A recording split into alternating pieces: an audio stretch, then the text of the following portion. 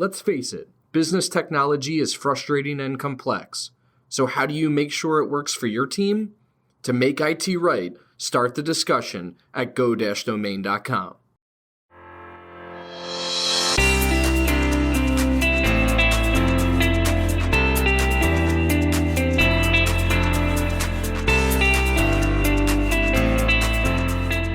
You're listening to Discussions by Domain, a podcast for business leaders.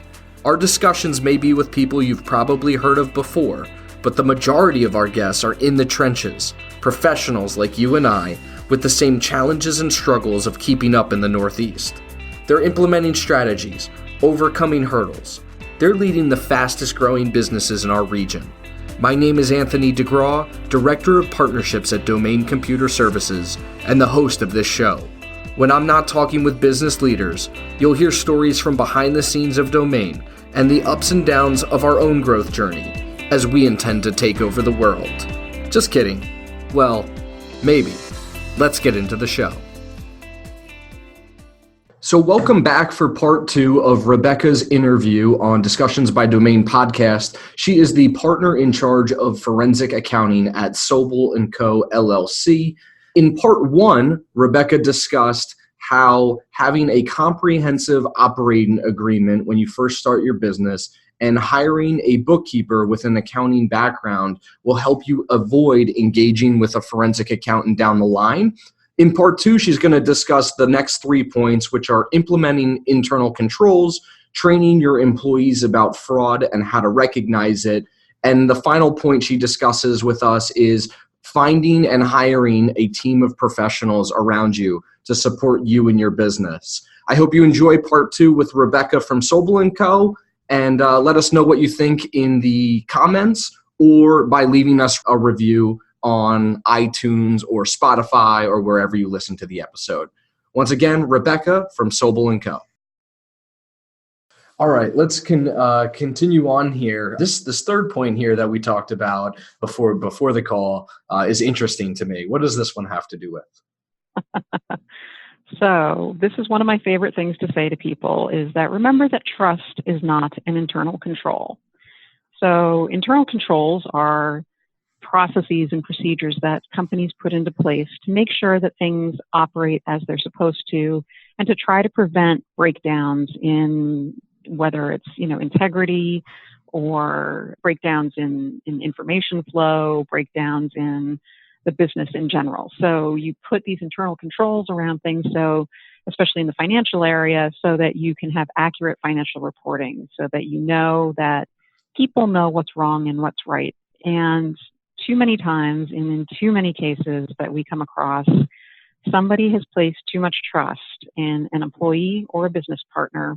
And so they haven't exercised the appropriate oversight and they haven't made those people accountable to the internal controls that they have out there for everybody else. They trust them. And those people who are trusted are then given the opportunity to steal from the company, to take advantage of the company, to do things that benefit themselves rather than the company itself. And, more often than not, if an employee is stealing from a company, it is somebody who has been there a long time, who is well trusted, and that nobody would ever suspect would do a thing. But, in the area of forensic accounting and fraud examination, there's a concept called the fraud triangle. And, it's typically something that is proven by hindsight. Okay. The fraud triangle is that somebody who normally wouldn't commit fraud or betray trust in that way, there are 3 things that happen that then kind of allow them to do it or make them do it. And that's opportunity, motivation, and rationalization. Okay. So opportunity is somebody, when somebody is in a trusted position, maybe they're the bookkeeper, maybe they're, just a business partner, but nobody's really looking over their shoulder and making sure that they're doing their job properly. And they've been there a long time and everybody trusts them and everybody likes them and nobody thinks that, there's ever any way that they would do anything wrong. Motivation frequently has something to do with, a person has some sort of unshareable need. So maybe somebody has come upon financial troubles. Maybe somebody in their family has had a catastrophic illness and they've been in the hospital and the medical bills have just been piling up. Their insurance doesn't cover everything and they need some money. Or they have a drug addiction or a gambling addiction problem where, they've hit a bad place and they're not able to dig themselves out of a bad situation that they're in, that they need money, and they're in a position at their company where they actually have access to either money or some sort of assets that they can misappropriate and convert into money.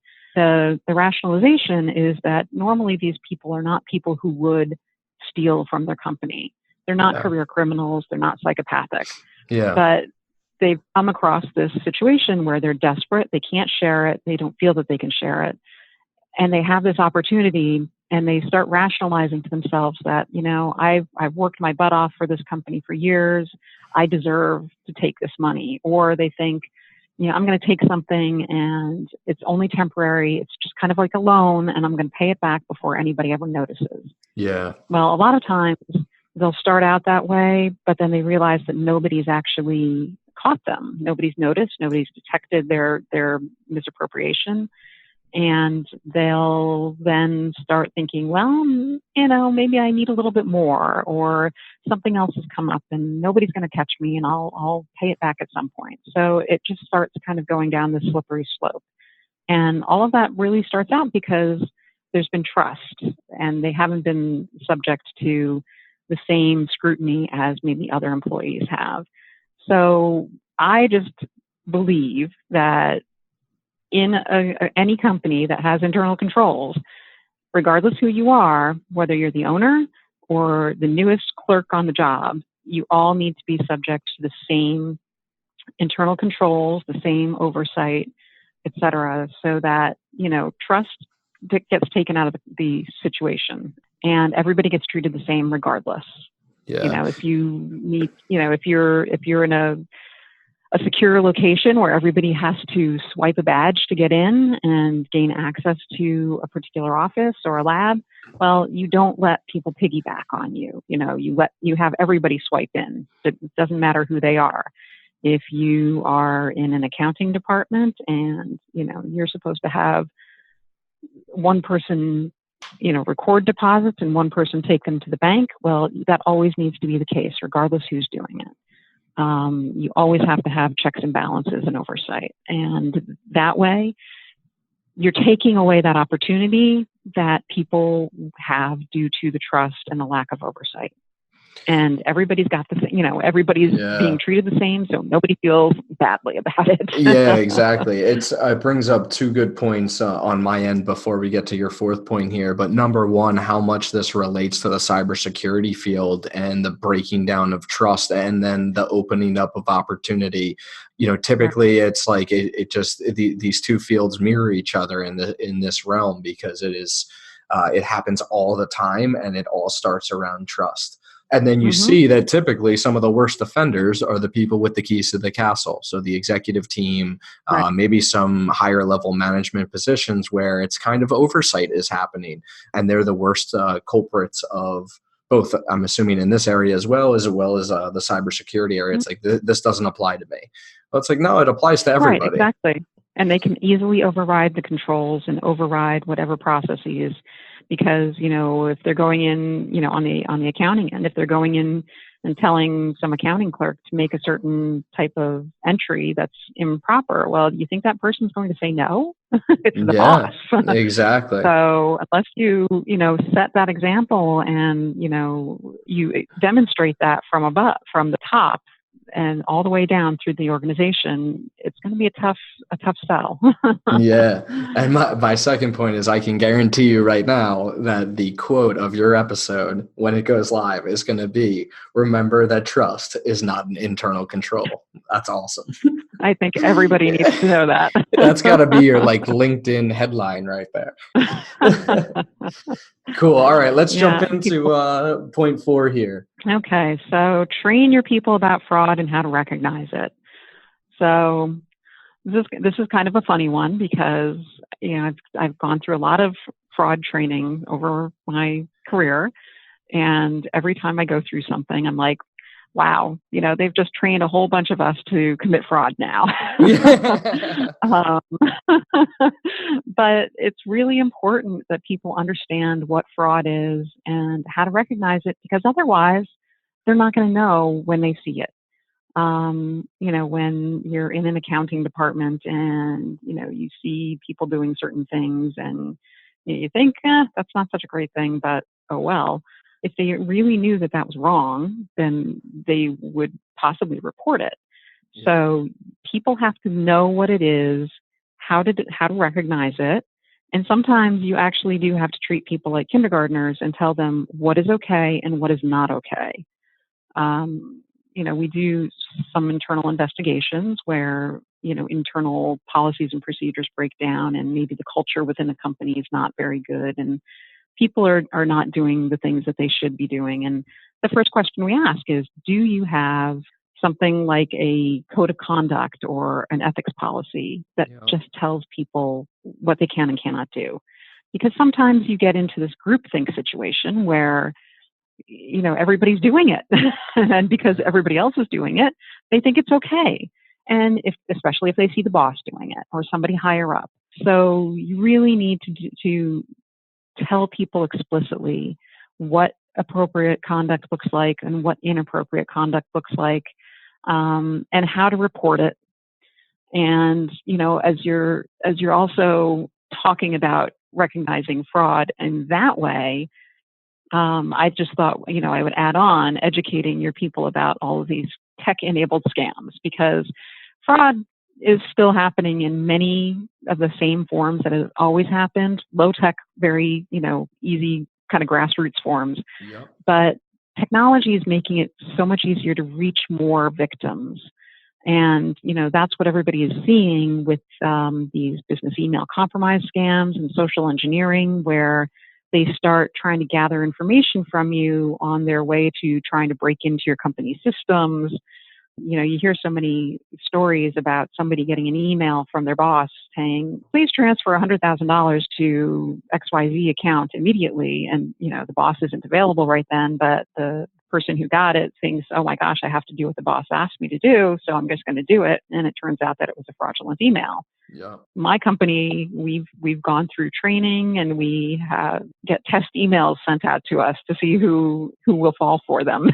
Yeah, exactly. And then if you fall for it, you have to go through some more training. But it's really important that people kind of slow down and, again, try to use the skills that they've been taught when you teach them these things to recognize what is not right, and what is possibly a scam. And in this world today where everybody's in such a hurry, you miss things really easily. I just a couple of weeks ago, just as an example, there were some things going on in our firm, and I got an email from our managing partner saying, asking if I had a few minutes.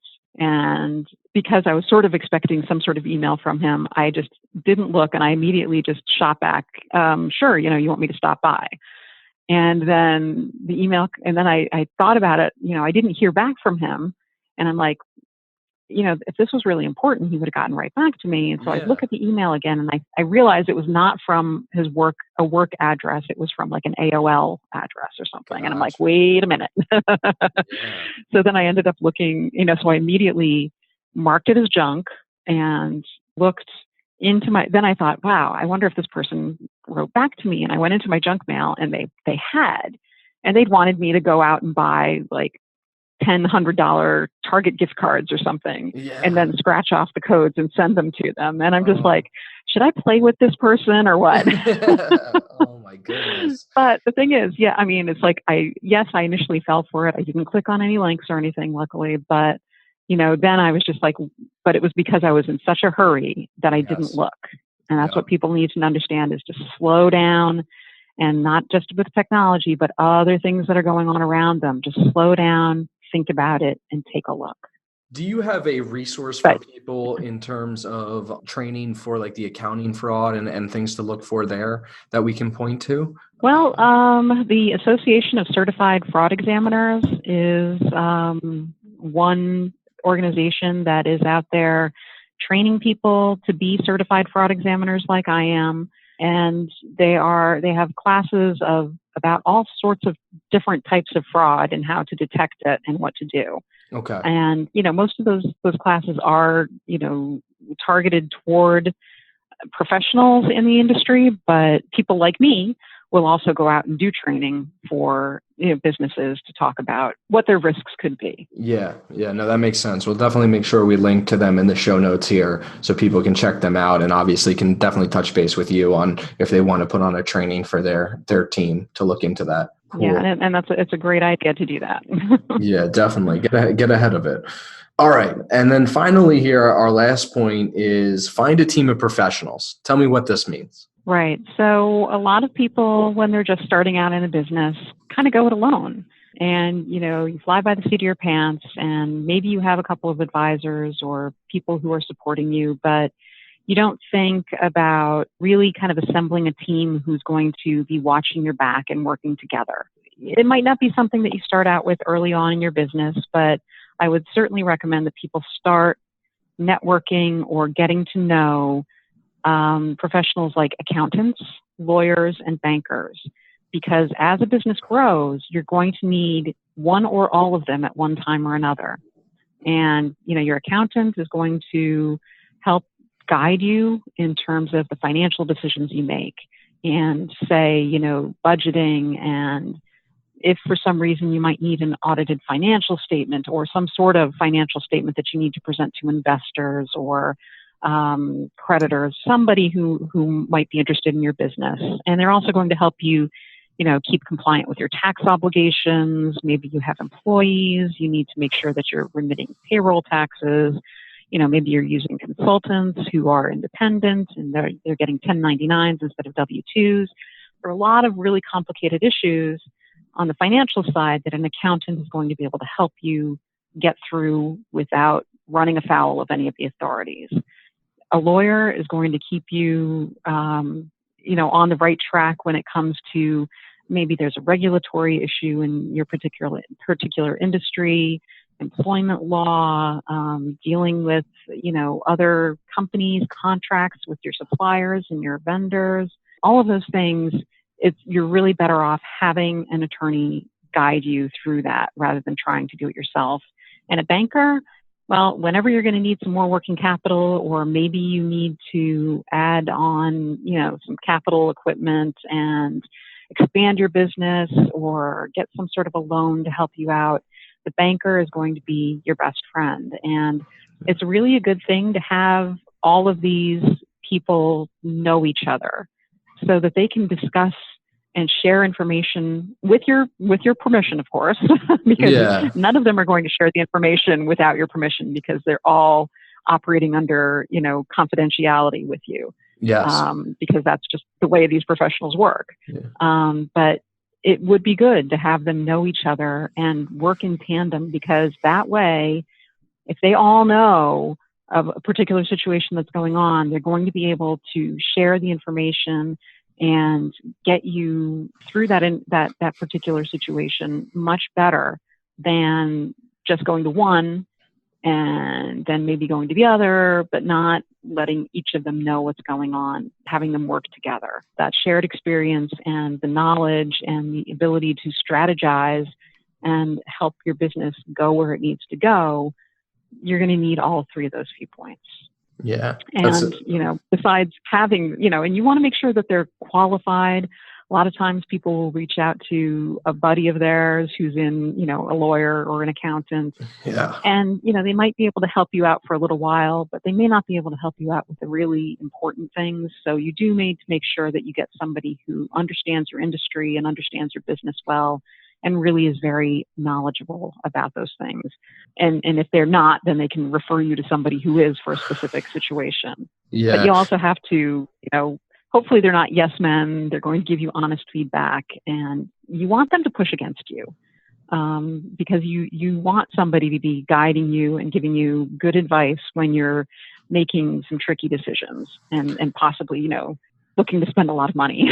Yeah, I couldn't agree with you more. I think there's a lot of times when the professionals that you start with, you outgrow eventually. And there is a time and a place to talk to individuals about, hey, I think I'm outgrowing you. I feel like I'm outgrowing you. And sometimes there's events that happen. We see this a lot of times of, I started with my IT company when I was 10 people, and now I'm 150, and I think I've just outgrown them. And it's an okay conversation to have. There is relationships there. They need to be handled, but it is definitely, a time and a fit for everybody of where you are at as organization level. I think some people can definitely get caught with the professionals that they're trusting in to give them the right advice. Right. And hopefully the professional will also recognize that situation where, maybe you've outgrown them and they're not really able to give you the level of service you need. And hopefully they will have that conversation with you too, if you're not the one who initially, brings that up. And hopefully they'll be able to refer you to somebody who will be able, better able to serve your needs. Yeah, I completely agree. Luckily, I've worked on a couple of different cases where luckily a business attorney has recommended to their client after a certain incident that, hey, this is not my area of expertise. You need to go to contact these different types of people or these different firms, which God bless them that, because that doesn't always happen. And it benefits the client tremendously when it actually does happen. Absolutely. And you know what? You might be losing some business, but I can tell you that person will be so grateful that, you were looking after their needs, that they will refer other people to you. Yeah, 100%. I got one more question. I'm going to use my 2 minutes here left. Who's a really good practitioner in their field that you respect? Maybe you've done some work with, and they've really held a high bar in terms of the work that they're executing on. Well, this is sort of connected to forensic accounting. Okay. But there is somebody named Bart Schwartz, who he is in New York. He has a company called Guidepost Solutions, and he has worked in the monitoring industry. So he is an integrity monitor or a corporate monitor for a long time, and he ends up being appointed for a lot of very high-profile cases. A number of years ago, Hewlett-Packard had an issue where there's some leaks from the board and some issues going on with that, and they brought him in to kind of tighten up their ethics. And he was appointed as a monitor over General Motors for 3 years, and he does a lot of that kind of work. And I think that they are just top-notch, he and his company, in terms of the monitoring of projects. And we worked with them on monitoring construction of the World Trade Center, at One World Trade Center, for 7.5 years. Awesome. And they're really good at what they do. And they have a fairly wide reach, not just monitoring, but other types of security for people and other things that I just think that they really do. They are very well thought of and held in high esteem by many people. No, it's really good. I'm glad, because I've never heard of them, and now we can point the audience in the right direction to learn some more. And you taught me something. You taught me on how to ask that question in a different way to get to what I really wanted to get to. Good stuff. All right. Yeah. Thank you. Rebecca, thank you so much for coming on and sharing the time with us here. It's great to learn about these 5 points and the area of forensic accounting in which you work and do such a great job with. And thank you to all that Sobel does in the New Jersey, New York metro area here. It's been great. Well, I really appreciate it, Anthony. And I thank you for having me and wanting to hear more about what we do. And I love to get the word out and try to educate people so that they don't fall victim to these types of things. Awesome. So thank you for helping me do that. No problem. To ensure that you never miss an episode, subscribe to the show in iTunes or your favorite podcast player. This guarantees that every episode will get delivered directly to your device. To help us get the word out, share with a friend, leave a review, and check out our discussions on the web at go-domain.com/podcast. Thank you so much for listening. Until next time.